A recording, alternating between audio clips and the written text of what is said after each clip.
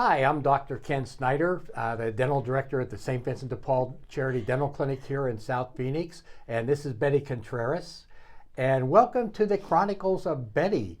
If it looks a little dark in here today, we're having a power outage in the area, and so hopefully that won't affect the video too much. Betty, last time we talked a lot about your childhood, and I'd like to kind of go back and revisit that a little bit.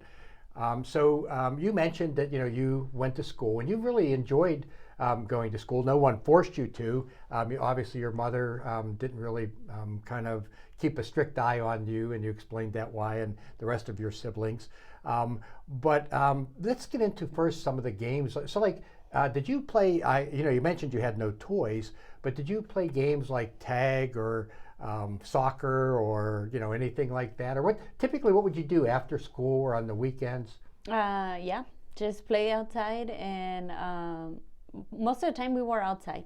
By I would say the latest 8, 9, which it was late, Wow. for kids. But I mean that's what we did, played outside because I didn't have toys, like I said before. And yet you got up in time for. So how did you wake up for school? Did you have an alarm or No. how did it work out? I mean, how did you get up in Just time? the roosters in the morning.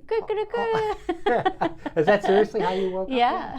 Yeah. And how about during the winter? Because I think they only crow at dawn, right? Oh man, yeah. What No, happened in the winter? nothing. I would just get up and go to school. Automatically, yeah. Yeah. And did any of your brothers and sisters balk about going to school, where they were happy to go as well? No, not everyone. I actually have some of my siblings they never went to school, so they don't know how to write or read. Oh wow! To this day, they still don't know, huh? No, their signature is their fingerprint. Oh wow, Yeah. that's interesting. Yeah. Sad. So you only went to 5th grade, but did you have like a favorite subject that you enjoyed in school? Recess, nah. Lunch. Yeah. Well, not even lunch because I didn't have nothing to eat during lunch or money to buy anything. So no, that wasn't my favorite one. Oh, okay. But it was math. Even though that I wasn't good with numbers, but it was math. So I don't like it till this day, but Yeah. Well, still. And were there any teachers that stood out that you enjoyed? yes. 2nd grade, my teacher her name was Isabel. Really nice teacher. One of the times, I think this kid was like in 5th grade, and he was actually one of our neighbors, but he was a troublemaker, just like I was, but I was younger, and I got beat up by him and his brother, and my teacher found out, and then because I went in and told her what they did to me, and she was crying and everything, and she went and got those kids, and she made them apologize to me, and I remember just liking her because I felt like she cared about me a lot. And then another teacher was my 5th grade teacher. His name is Jesus. He was really, really good, always watching out for me. So yeah, that's kind of neat. So you obviously got into a lot of fights, you said, yeah. And why do you think you got into so many fights? I don't know. I was Because I've known you for 20 years. I haven't seen you throwing a punch yet. So what happened, kid? Slow it down. I retired. No, I don't know. I just because like kids, people would say bad things about my mom and my siblings, and I knew that my mom had a problem, but I didn't need people to tell me what was the problem. I knew, and they were saying bad things in a bad way. So I didn't like that, obviously. So you felt like you had to defend the family. Oh yeah, for Now, sure. did any of your other siblings born with the fighting genes, so to speak, or? Maybe, yeah, but not like me. Not like you. No, Yeah. I was well known. Did you ever get into fights with your siblings? Yes, of that course. too, huh? Yeah. Like I was. I think they were afraid of me, so I was the like a general at the house. Everyone needed to listen to me. And Yeah. the fights at school, were they mostly with girls or with boys or? Both. Boys Oh, and wow. girls, yes. I wasn't scared at all. Even though if they were like bigger than me, I didn't care. I didn't care. Yeah, I was always thinking like, nope, don't show people that you're scared. Just go for it. Like if you show them that you're scared, they're gonna, beat your behind. Inside, were you scared or not? Yes, really? of course. Oh, yeah. Yeah, I remember this time that I fought with this girl. She was supposed to be my best friend. I don't know what happened. Hopefully that doesn't happen with Betsy, right? But but this girl, she was my best friend. Her name is Erica, and I remember after school, there was this girl that she was getting me in trouble, and so I went ahead and addressed this girl. And she knew me because I used to fight all the time, and she told me, oh, I don't want any problems and this and that. But I was already mad because, the things she was doing in school, and saying because of my family, whatever. And I said, oh no, we're gonna fix this. Her name is Yesenia. Like your daughter. So she told me she didn't want any problems, so I was already mad, and I was like, no, come on, like let's fix this right now and this and that. So my best friend was with me, and then she's like, hey, like leave her alone. She said she doesn't want any problems. And I said, hey, you stop, don't get in between or else we're gonna have problems. And she said, oh yeah, well, come on. And I'm like, well, then come on. Now when I said, you show people that you're not scared. So I'm like, I'm not gonna show Erica that I'm scared. And she was chunky. Oh. Now they used to call us the number 10 because she was chunky. Oh. And I was like this, like this, so skinny. And then I remember, well, you know what, I guess I'm gonna fight my best friend. And everyone like started making a circle, and they're like, fight, and some of the kids, Betty. So then we started fighting, and as soon as she grabbed me by my hair, I went down because she was like really chunky. So obviously, big, huh? Yeah, but I wasn't scared. I'm like, you know what? If she kicks my butt, excuse the language, it's okay. I'm not gonna show anyone that I'm scared. So then they called my mom. Thankfully, my mom wasn't drunk at that time, so they called her, and then she was walking to where we were fighting, and that's how we stopped. And then when we stopped, my mom was like, if you cry, I'm gonna go home and I'm gonna spank you so bad. And I'm like, no, I'm not gonna cry.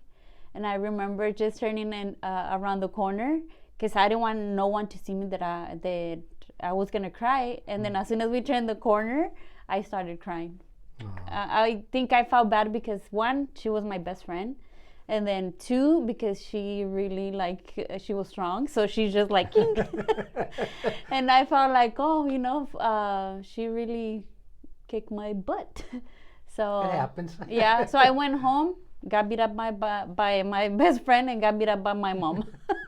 And you used to always tease, show us how. Remember, you used to always show me how you would. Oh yeah, this is my boxing trip. If you were ready, let's do it. Yeah. And you told me that sometimes other kids would hire you to do their fights. Yes. At school, I was well known because of that, and some other kids from other classes, if they wanted to fight someone and they were scared, they would just offer me candy or pay me to go fight this person. So I will go to their classroom, call them out, tell them that I was going to meet them at the restroom for a question. And then in the restroom, yeah. Oh, wow. It was a fight. Yeah. Did you ever get like a broken nose or a black eye or anything like that? No. Nothing. Yeah. I became friends after I fought with them. And the people who hire me will be mad. Like, what are you doing? Did you ever, like when someone was good at give you a candy bar to fight, did you ever tell the other person, let's just pretend that we could split the candy bar? Or? No. All the candy was for me. I needed it. You could have had a gig going there. I know, right? Yeah. No, but we became friends after fighting, so yeah. And you mentioned that, obviously you didn't have many toys, but you told me a story about what you would use for a Barbie doll. Yeah, a mop. Yeah, I used a mop? Yeah. Think if it was like a huge Barbie and do the hair and slap the the mop, thinking the hair was gonna go flying, and that was my toy. Now, like in school, and you mentioned you only had one set of clothes. You wore them to bed, you wore them to school, you wore them after school, weekends. So what happened, as you know, you have children of your own, and I do. I mean, kids from one year to the next, especially in the grade level, grade school, I mean, they grow. So what did you do then? Just wear it until it didn't fit anymore, and then move up to my older sister clothes. Just kind of passed them down. Yeah. Huh? Oh, wow. Yeah, of course. Yeah. Never had any new clothes. Like I don't remember going to buy. Everything was used, or someone gave it to us. Yeah. And I know you mentioned that you didn't know your dad. You never met him. You don't know what he looks like. You heard that he was a policeman.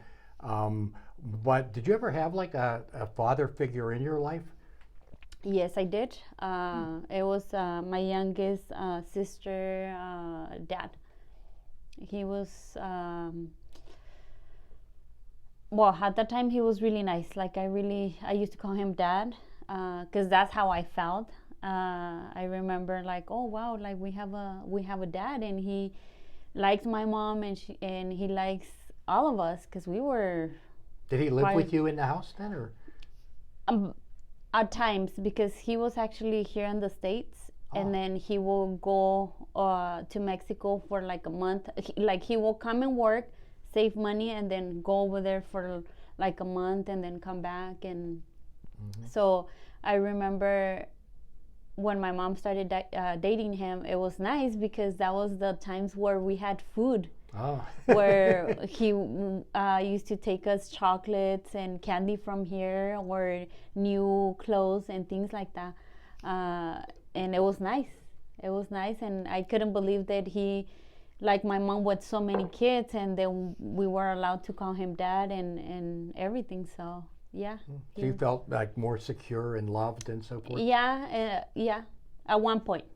Yeah. Did he have a drinking problem or no? Or? Yeah, he did. Oh, he did. Yeah. Yeah. And then at what point did I know that dad feeling was kind of shaken at the foundation there? What happened? Can you tell us? A little bit about that? Even though that I was like happy to see my mom with someone, and then he was okay with us calling him dad.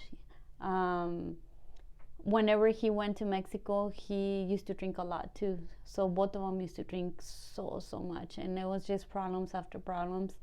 Up until when my mom got pregnant, obviously she couldn't drink. And then we went to one of her doctor's appointments when she was pregnant, and he didn't want to go with her inside the appointment, so he wanted to stay in the waiting room, and he asked me to stay with him. So I did. I didn't think anything of it, he doesn't want to go in, it's the woman's thing, go get checked. And then so I was playing with the little doll, and he calls me and tells me to sit next to him. So I go sit next to him, and then he puts his arm around me. And I'm not thinking anything. I'm like 8 years old and thinking, he's my dad. I've been calling him dad. And then he like hugged me really tight, and then he turned my face, and he just started kissing me like if he was kissing my mom. Wow. Like an adult, like putting his tongue inside my mouth. And oh my God. It was pretty uncomfortable.